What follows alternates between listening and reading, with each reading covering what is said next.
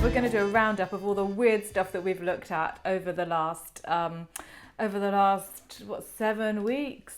Do you know we've been doing this since like the very beginning of April? Mad, isn't it? Time is flying. So a few weeks ago, and for those of you that don't join very often, or are new to this, we have a look at normally 3 pieces of art every week, and then we decide which one is the weirdest. And so this is the top weird 7. And the first one from 7 weeks ago, can you believe it? Yeah, it must be 7 weeks ago, my God, is this one. Do you remember this? The Tring Tiles. So these are from the 14th century. They're in the British Museum now, most of them. There are 10 of them that are still extant. And this is Jesus. Oh, by the way, I'm going to leave comments up today, so all a little bit different today. So feel free if you want to comment or ask a question. No pressure, but I'm watching.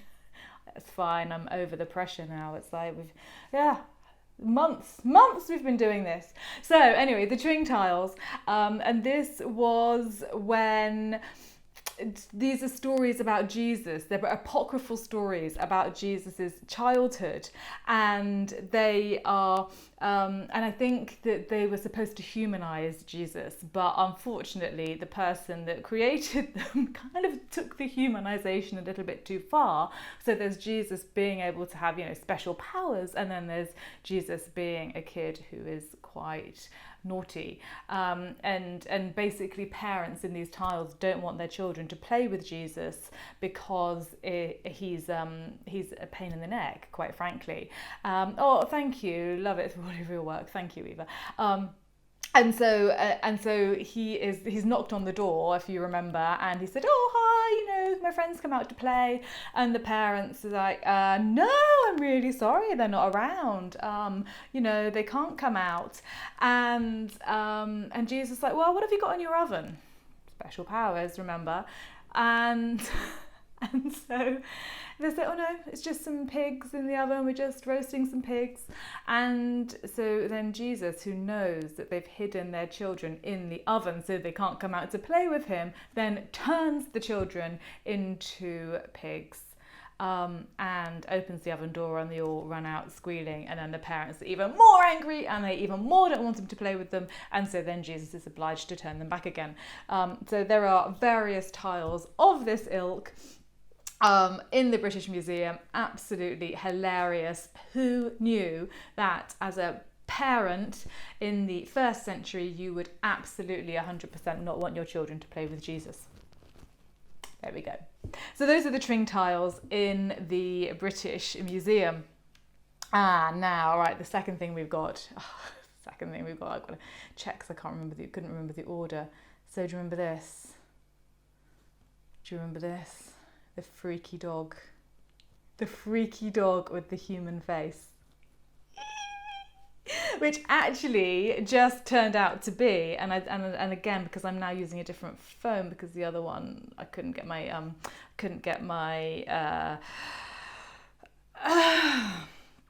profile up in time. So that is basically, can you see this? So that is basically, so the little dog is basically from that image. I hope you can see it well enough. So this is from a castle in Croatia. So basically the little dog wasn't supposed to have a human face. It's just the fact that someone stuffed up royally, and the artist basically just wasn't very good, was he? So it's from the Dracovic family. So it's from the late 16th century, so 1579, I think. And it's from Tracascan Castle, and you can actually go and see this. So Tracascan Castle in Croatia, if you ever go there, I think I would recommend it. I haven't been there, but I would go because they've preserved the whole castle and the whole collection in the castle over the centuries. So nothing has changed, certainly for 100 years, and kind of previous to that, the collection had grown, same family over the years. So yeah. freakiest dog. Freaky, scary dog, and a fairly scary little boy as well. Nice. Okay, and then, okay, now brace yourselves for this one. You haven't seen this one for about a month, okay? And I know that for some of you, this next image is going to have stuck in your minds, and it's going to possibly have disturbed you, maybe have disturbed your sleep, maybe in different ways. Don't know. Here we go. Do you remember this image? And do you remember what it was about? So this is now in the Rijksmuseum. And I'm just going to let you adjust your eyes and just have a look at what this rather huge cat has in its mouth. And your eyes are not deceiving you. So yes, the cat has a rather large example of a male appendage, and it is being chased by a nun, nonetheless, no pun intended, who is trying to bribe it with a fish. So the nun is like, here, kitty, hello Joe, I really want to have what you've got in your mouth. And I don't know what it used to be attached to, but somebody is crying somewhere. So she is thinking that she might be able to swap the fish for what the cat has in its mouth. In the meantime, a jester is dangling, if you recall. Can you remember what the jester was dangling out the window? I'm going to give you a few minutes to remember what the jester was dangling out the window. Yeah, it is crazy. Hi. Well, what does she want to do with it afterwards exactly? I think it's very clear what she wants to do with it afterwards. All this time I only came here to see what she's wearing. What, the nun or me? Okay, so come on, who can remember what it is that the jester is dangling out the window? Because it doesn't look anything like what it is. So this is from the 16th century. Adrian, you can remember because you wanted some. Anyway, so the so trying to bribe this cat. Why is this image? Undies, yes. So this is a pair of underpants. I have no idea how they're attached. They look like the most uncomfortable underpants anywhere in the world.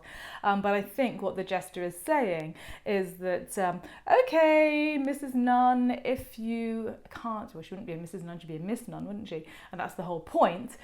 If you don't get what you want from the cat, which sounds really wrong. No, it's pants. It's not a face mask. It's pants, but it could be a face mask in this era. So basically I think the jester is offering his services if the cat doesn't relinquish the rather large penis that it has in its mouth. So why? Who on earth has created this image? So the clue is in the date, which is 1555, which was at the height of the Reformation, and basically it's a jibe against Catholics. Is what it is. So it's the Protestants saying, well, you Catholics are really, really weird. I can't believe that you don't allow marriage and so therefore sexual intercourse, which is a perfectly normal part of life, between married couples. And so therefore, if you don't allow this to happen in this perfectly natural way, then obviously you're going to be turning to unnatural, and I don't think you can get a lot more unnatural than this, to unnatural practices. So it's a satire, it's a satirical piece. Well done for remembering the undies out the window. So what's next? Oh yes. Another one, here we go, hang on. Another one, here we go, hang on. Do you remember this one?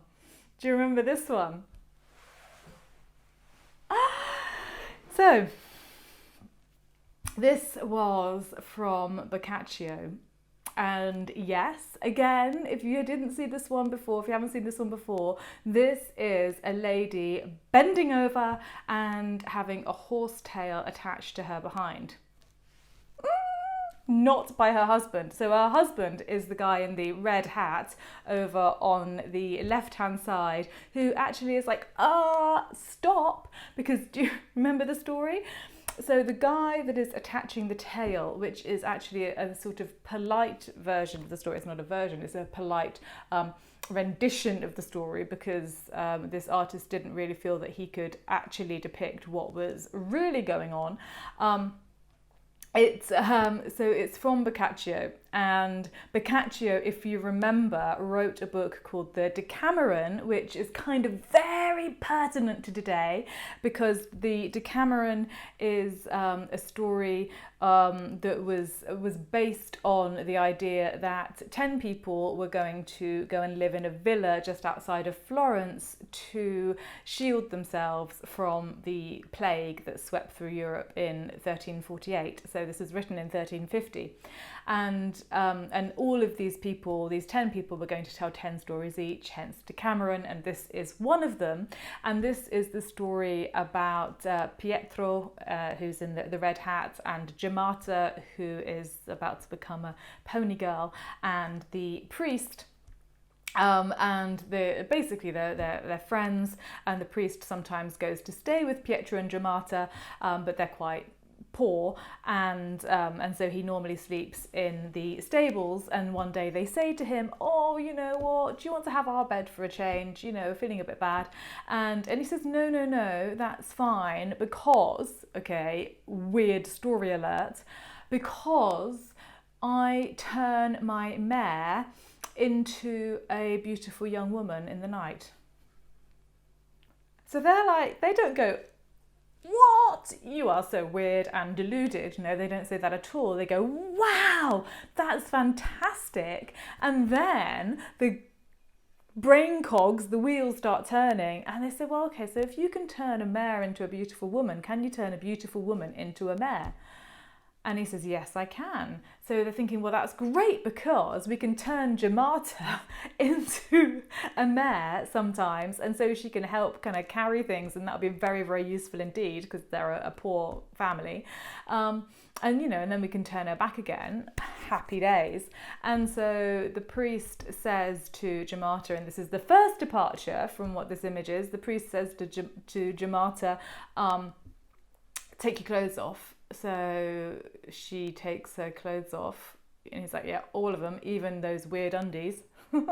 She's like, "Oh, well, that's fine, because they're a tie by the side, if you remember." So she slips out of them, so everything off, and the priest starts going, "Whoa," and kind of weird incantations and things, and then he says to her, "Right, bend over. I'm going to pop a horse's tail on you." And, you know, and then the magic is really going to work. But obviously he doesn't pop a horse's tail on her. Not really. He sticks something else in her instead.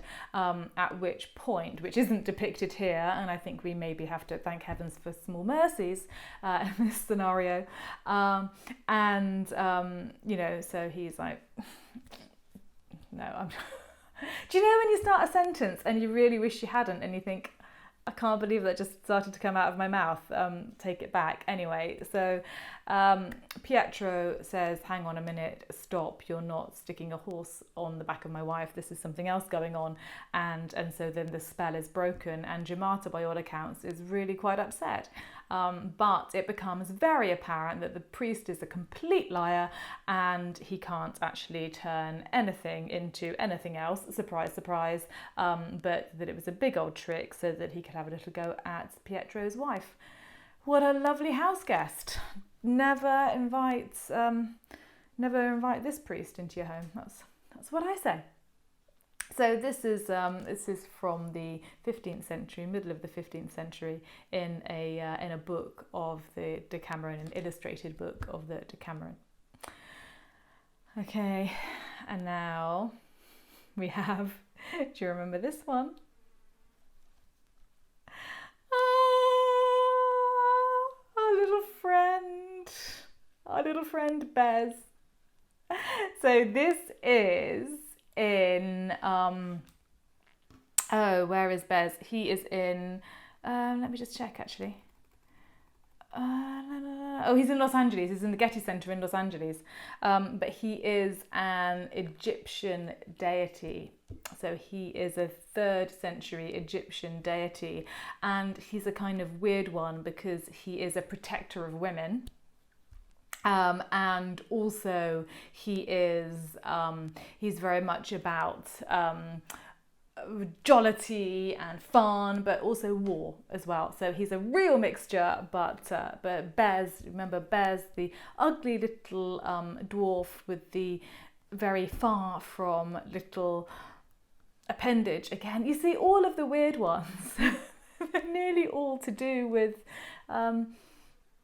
willies and boobs, to be honest. I don't know, our humour hasn't changed much, has it, in many respects. So yes, Bez. And then we've got 2 more. So this one, oh my god, now are you ready for this one? So this is the one with the freaky toy. So this is from a couple of weeks ago. This is the one that is such a weird image that a company decided to make a resin toy out of the image. St. Nicholas. Do you remember St. Nicholas? So this is a 11th century fresco from Italy, and this is where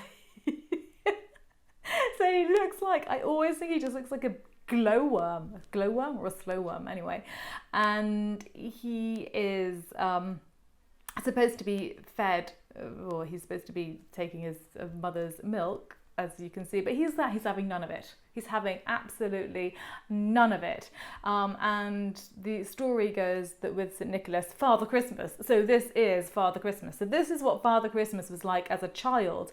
So I kind of actually think it's quite funny that as children we used to leave milk out for him, and then sherry, which I think he preferred, because I don't think he was that keen on the milk, quite frankly. So if you remember, he at his baptism, so when he was a really tiny baby, he stood for 3 hours unaided at his baptism. This is so the story goes, and that was to pay tribute to the Trinity, the Father and the Son and the Holy Spirit.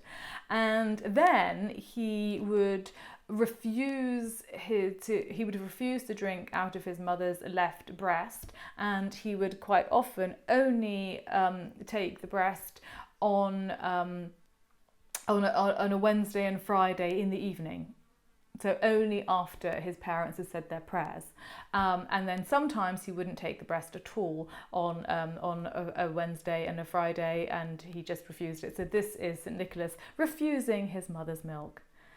I bet she was going spare. She does look a bit demented, doesn't she? She's like, eat, I'm supposed to be feeding you. I don't know what to do. I don't know what you want.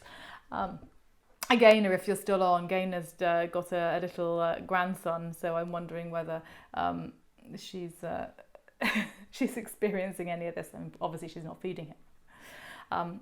Although the final image I've got for you today preferred the previous one. So are you saying that you prefer this one? Naughty girl. So this is the final one that is a pretty freaky image if you don't know what it is, and it's still quite freaky if you do know what it is. Again, it's all about breastfeeding. There we go. Do you remember this one? So this is only from last week. Those of you that joined last week, or those of you that have watched catch up from last week.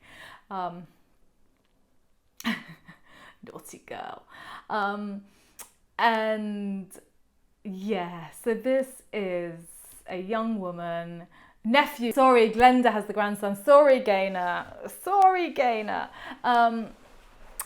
It's because your names will begin with a G, and it's just too much for my tiny weeny brain to cope with.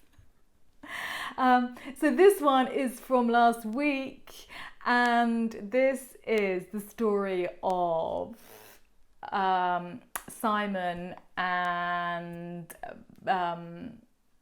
Pietra. What was her name? Oh, let me see. I've got it written down here. Pero and Simon. So Simon was put in prison. So they are father and son. So father and son, that would be really, really, really weird. They are father and daughter. So the story is that she goes to feed him while he's in prison. So he's imprisoned for illegally burying his brother.